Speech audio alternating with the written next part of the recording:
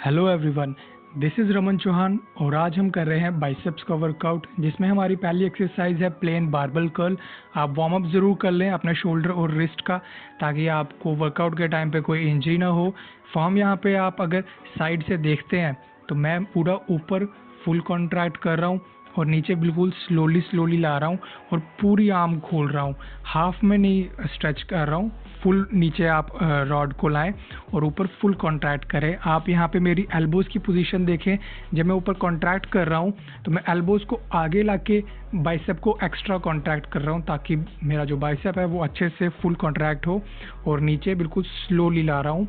मेरी बैक यहाँ पे स्ट्रेट है और मैं वेट को स्विंग करके नहीं उठा रहा हूँ। आप स्विंग करके तभी वेट को लिफ्ट करते हैं जब आपका वेट आपकी स्ट्रेंथ से ज़्यादा हैवी होता है।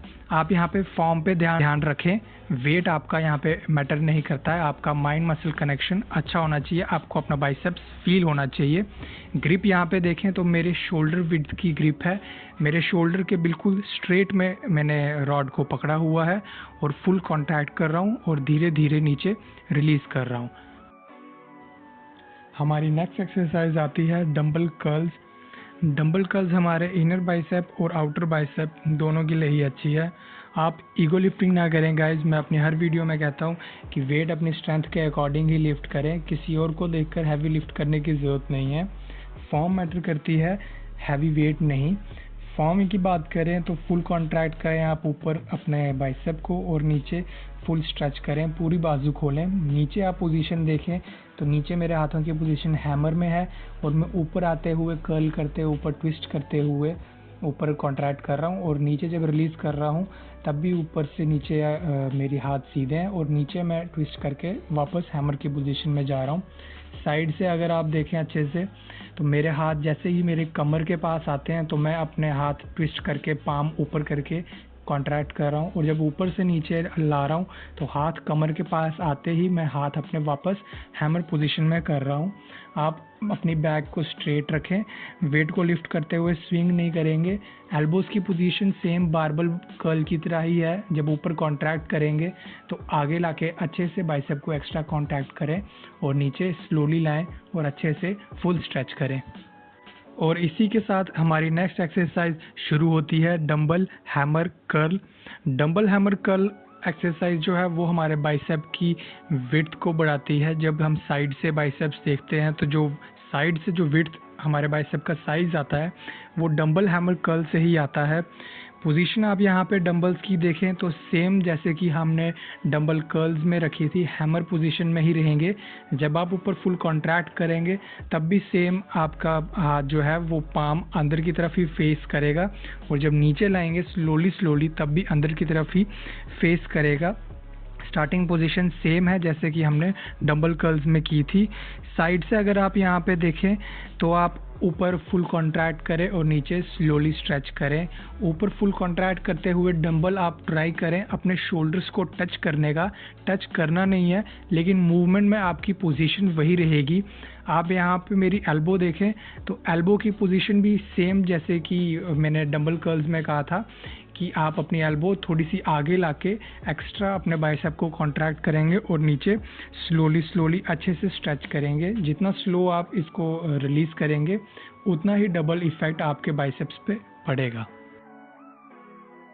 और हमारी नेक्स्ट एक्सरसाइज आती है easy bar preacher curl close grip. Close grip पकड़ेंगे जिससे हमारे बाइसेप की पीक बनती है, जे आप फिर आप कह सकते हैं जो माउंटेन लुक आती है बाइसेप में। जब हम बैक बाइसेप पोज देते हैं तो पीछे से जो माउंटेन लुक आती है वो प्रीचर कर्ल से ही आती है। साइड से आप यहाँ पे मेरी पोजीशन देखें तो अपने पाँव आप अच्छे से नीचे प्लेस कर लें। सीट की आप अपने हिसाब से एडजस्टमेंट रखें अपने हाइट के अकॉर्डिंग, जिससे कि आप जब सीट पर बैठें तो आपकी जो मिड चेस्ट है वो आपके बेंच के पैड पर आनी चाहिए और आपकी आर्म्स जो है वो बेंच के आगे आनी चाहिए। इसमें भी अच्छे से ऊपर पूरा कॉन्ट्रैक्ट करेंगे अपनी एल्बोज़ को थोड़ा ऊपर लिफ्ट करके, ताकि एक्स्ट्रा कॉन्ट्रैक्शन मिले। और जब रिलीज़ करेंगे इसमें हम अपनी बाजू पूरी नहीं खोलेंगे, 80 to 90% आप अपनी आर्म्स को स्ट्रेच करेंगे, फुल 100% नहीं करेंगे। और फिर ऊपर आराम से अच्छे से कॉन्ट्रैक्ट करें। इसमें हैवी वेट की ज़रूरत नहीं है। आप इसे लाइट वेट से लगाएं। ये एक आइसोलेशन एक्सरसाइज है, बस आप अपने मसल को फील करें और अपने रैप्स पर फोकस करें। और इसी के साथ हमारी लास्ट एक्सरसाइज आती है dumbbell concentration curls. One of the best exercise है आपके बाइसेप की पीक के लिए, जिससे आपके बाइसेप का माउंटेन लुक नज़र आता है। फॉर्म यहाँ पे आप देखें तो आप अपने ट्राइसेप को अपने थाइस के ऊपर प्लेस करें और नीचे आर्म्स पूरी खोलें और ऊपर फुल कॉन्ट्रैक्ट करें। जब ये आप एक्सरसाइज लगाएं तो वेट हैवी लगाने की ज़रूरत नहीं है, लाइट वेट लगाएं। आप अब बस अपने मसल को फील करें और रैप्स पर फोकस रखें। जितने आप ज़्यादा इसमें रेपिटेशंस आप निकाल सकेंगे आप निकालिए, और उसके बाद आप अपना हाथ चेंज करके दूसरे हाथ से रेपिटेशंस निकालें। मैं यहाँ पे अपने वेट को कंट्रोल करके लिफ्ट कर रहा हूँ और कंट्रोल करके रिलीज़ कर रहा हूँ। अपने हाथों को आगे या पीछे झुला के स्विंग करके वेट को लिफ्ट ना करें। वेट आपको कंट्रोल ना करे, बल्कि आप वेट को कंट्रोल करें, जिससे आपके मसल पे डबल टेंशन पड़ेगा। And the workout is finished. मिलते हैं नेक्स्ट वीडियो में। Thank you.